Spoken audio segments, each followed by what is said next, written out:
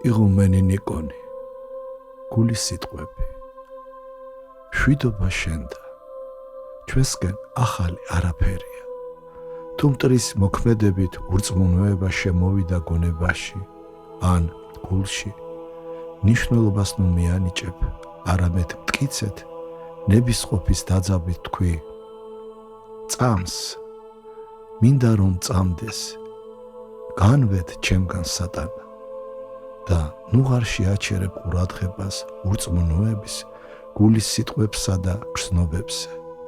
ისე როგორც გმობისა და ბილწ გულის სიტყვებს ვტოვებთ უყურადღებოდ. ურწმუნოებას წმინდა მამები იმ ბუნებებს მიათვლიან, რომლებიც ეშმაკების ჩაგონებით ჩნდებიან კაცის დაცემული ბუნების საფუძველზე. ამიტომაცაა საჭირო მათთან ისეთივე ბრძოლა, როგორც სხვა ბუნებებთან. ეს ხერხებია: პირველი, ყურადღების გადატანა; მეორე, გაძლიერებული ლოცვა იესოს ლოცვით; მესამე, ცოდვების მონანიება; მეოთხე, ზოგჯერ ჭამაში თავი შეკავება და ლოცვა. ხოლო ესე ნათესავი არარაით განვალს განა ლოცვითა და მარხვითა. გვეუბნება მათე მოციქული.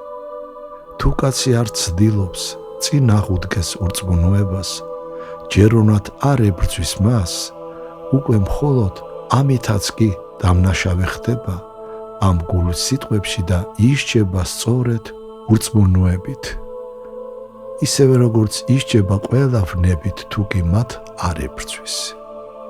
სხვისი ტკივილი არავის ტკივა, გარდა ძალიან ახლობლებისა. ნუ რავისთან, ნუ იკამათებ და ახსნა განმარტებებს ნუ დაიწყებ. ყველნაირად ერიდე კაცთაგან ქების ან მაღალი აზრების ძიებას. კაცთა შორის მაღალი საძაგელია ღვთის წინაშე.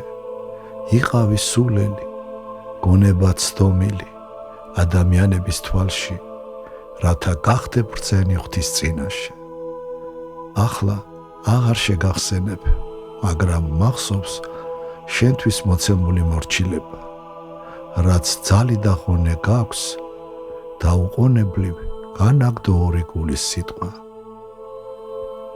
ისწავლე, რომ ამას ნებისმიერი საშუალებით მიაღწიო, რომელთაგან ყველაზე მთავარი უფალ იესო ქრისტეს სახელია.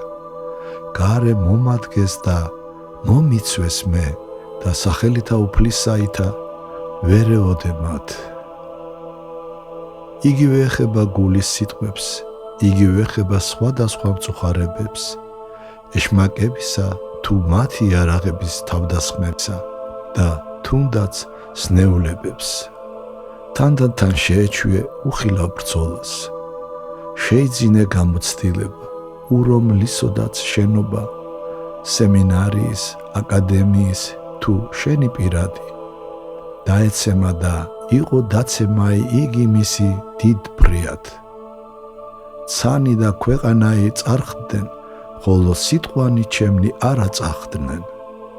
საკუთარ თავს და ყველაფერს ახალი აღთქმის სიტყვები მიუსადაგე.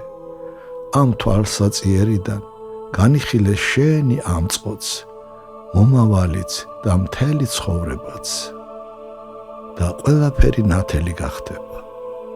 პირველ ყოვლისა ღვთის სასუფეველი ეძიე და არა შენი პირადი ინტერესები, ხოლო თუ პირიქით მოიქცევი, პირად ბედნიერებასაც დაკარგავ და ვერც ღვთის სასუფეველს იპოვი, რომელიც ჩვენშია. შესაბამისად ნეტარებაც ჩვენშია და არა ჩვენს გარეთ. ეს ნათლადაა დამტკიცებული უამრავი მაგალითით. ამ დღეებში ანტონი დიდის, მაკარი მეგვიპტელის, მიტროპოლიტ ალექსის, მაქსიმე ამხსარებლის და სხვათა ცხოვრებებს ვკითხულობდი.